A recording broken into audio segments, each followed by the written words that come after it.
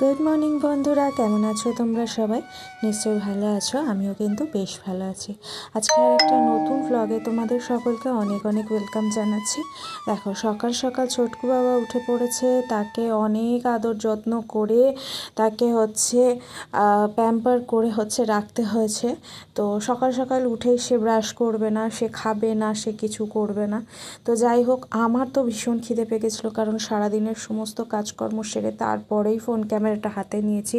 তার আগে নেওয়ার সময় ছিল না, কেন তাড়াতাড়ি বেলা ছোট, তো খুব তাড়াতাড়ি যদি কাজকর্মগুলো না সারি প্রচণ্ড পরিমাণের বেলা হয়ে যায়, অন্ধকার হয়ে যায়। তো দুটোর পরেই তো একদম অন্ধকার হয়ে যায়, সেজন্য। আর জানি না এই টাইমটা এখন মনে হয় বাচ্চাদের পিছনে আমাকে বেশি দৌড়াতে হয় বলে খিদেটা আমার একটু বেশি লাগে। এটা কেন হচ্ছে আমি জানি না। আগে কিন্তু এত খিদে লাগতো না, কিন্তু ইদানিং করে আমার খিদেটা প্রচণ্ড পরিমাণে লাগে। সেজন্য সকালবেলা একটু হেভি ব্রেকফাস্ট না হলে সারা দিনটা যেন আমার ভীষণ গা ম্যাচম্যাচ করে। তার জন্য সকালবেলা ব্রেকফাস্টে মুড়ি, আলু ভাজা, ছোলা, একটা কাঁচা পেঁয়াজ আর একটু লেবু দিয়ে সেটা খেয়ে নিয়ে এখন বাচ্চাদেরকে রেডি করালাম। ওদেরকে সোয়েটার পরিয়ে দিলাম। ততক্ষণ ওরা খেলছিল। আর আমার ঘরের ভেতরে একটু গরমই আছে, খুব একটা ঠান্ডা নেই আর কি। তো ওদেরকে ফুল প্যান্ট, সোয়েটার এগুলো পরিয়ে নিয়ে তারপর এখন বিছানাটা পরিষ্কার করতে চলে আসবো। তো দুজনেই একটু দেরি করেই উঠেছে, কেন গতকালকে রাত্রে খুব দুষ্টামি করেছে গো। সারা রাত ধরে প্রায় কি বলবো 12:30 পর্যন্ত ওরা ভীষণ দুষ্টামি করেছে পাপার সাথে। পাপা তো আসলে পাপাকে সারাদিন তো পায় না, রাত্রেবেলাটাই পায় পাপার সাথে খেলাধুলা এই সমস্ত। দেখো না, বরকু কিন্তু এখনও হাই তুলছে। আর ছোটকু অ্যাজ ইউজুয়াল ফোন নিয়ে ব্যস্ত। ওকে ফোন না দিলে ওকে রাখাই যায় না। ওকে আমি ভোলালামও তাই করে যে ঠিক আছে তুই ফোন দেখ, তবে গিয়ে ও মানলো। না হলে কান্নাকাটি, আমাকে কোনো কাজই করতে দিচ্ছিল না। তার মধ্যে আমি এত কাজকর্ম করেছিলাম, খিদেও লেগে গেছিলো। সেজন্য ভাবলাম না, আগে নিজে খেয়ে নিই। দেখো, প্রত্যেকটা মায়েদের আমার যেটা মনে হয়, আমি যদি নিজে ঠিক না থাকি আমি এত বড় সংসারটা সামলাবো কী করে, তাই না? তো যদি কেউ মনে করে থাকো মা বাচ্চাদের এখনও পর্যন্ত খাওয়ালো না, কিছু করলো না, নিজে আগে খেয়ে নিল, কিন্তু আমার মনে হয় আমি যদি ঠিকঠাক না থাকি, সুস্থ সবল না থাকি, তাহলে আমি বাচ্চাদের কীভাবে প্যাম্পার করবো, তাই না? তো সেই কারণে আমি আগে খাওয়া দাওয়া করে নিলাম, কারণ খালি পেটে আমি বাচ্চাদেরকে ঘরের একটা কাজকর্ম এক্সট্রা করতেই পারতাম না। যদিও বা সমস্ত কিছু হয়েই গিয়েছিল, আমি স্নানটাও করে নিয়েছি। তোমরা দেখতে পাচ্ছ এত ঠান্ডা লাগছিল, সোয়েটার পরে নিয়েছি। এখন তো এত ঠান্ডা পড়েছে, কিছু করার নেই। তো দেখো, বিছানাপত্র গুছিয়ে ওদের সোয়েটার পরিয়ে দিয়ে এখন বরকুকে মুখ ধুতে নিয়ে চলে এলাম, ব্রাশ করিয়ে দিচ্ছি ওকে। এই সকাল থেকে উঠে থেকে ব্যস্ততায় ভরা সকাল, কি আর বলবো, নিঃশ্বাস নেওয়ারও সময় থাকে না। এখন প্রায় বাজে ওই 11টার কাছাকাছি। বরকু ছোটকুকে এখন ছাতু দেবো। আমি রেগুলার বেশিরভাগ দিনই ছাতুই দিই সকালবেলা করে।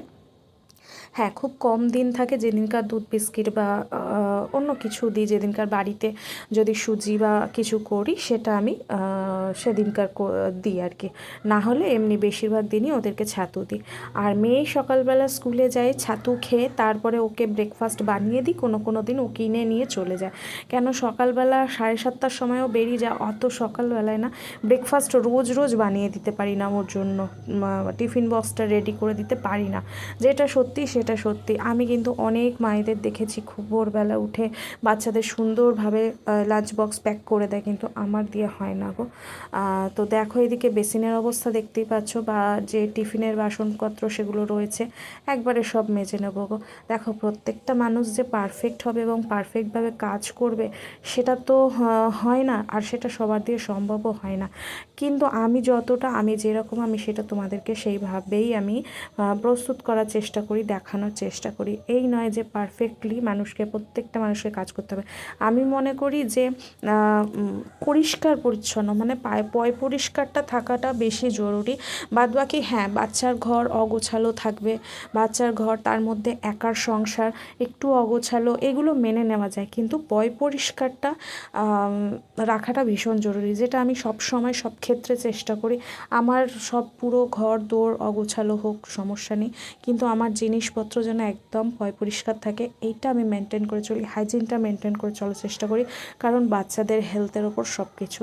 তো যাই হোক, এই ব্যস্ত সকালটা আমার এইভাবেই কাটে, খুব দৌড়াদৌড়ি, খুব তাড়াহুড়ো। হ্যাঁ, রেস্ট পাবো ঠিক ওই 2-2:30টার পর থেকে আমি একটু একটু রেস্টে যাই। তার আগে পর্যন্ত পুরো 2-2:30 পর্যন্ত আমার বিজি শিডিউল, সব সময় ক্যামেরাটাও ধরতে পারি না। যতটুকু পারি তোমাদের সাথে শেয়ার করার চেষ্টা করি। আশা করি তোমরা আমাকে ভালোবাসা দেবে। অনেক আশা ভরসা নিয়ে ইউটিউবে ভিডিও আপলোড করি। তো যাই হোক, জানি না তোমাদের মন কবে পাবো, চেষ্টা করে যাচ্ছি।